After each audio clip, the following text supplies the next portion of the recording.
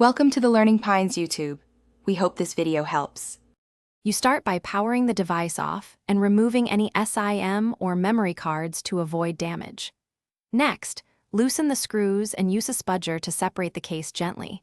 You want to expose the charging area without stressing flex cables.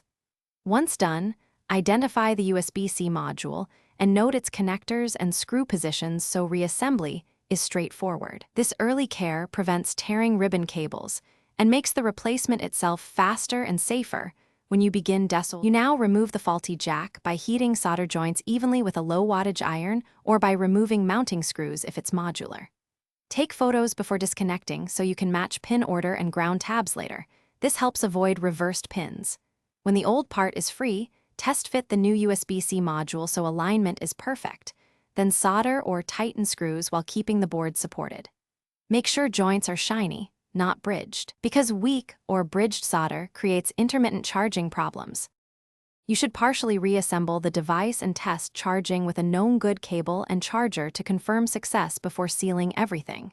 If it doesn't charge, measure continuity on VBus, CC, and ground pins to find breaks. This tells you whether a trace or solder joint failed. Once you verify functionality, finish reassembly and tighten screws to spec. Troubleshooting tip: if charging is intermittent, reheat suspicious joints and reseat the jack. Cold solder joints are the most common culprit and often fix the issue quickly. Thanks for watching. Consider subscribing if we helped you.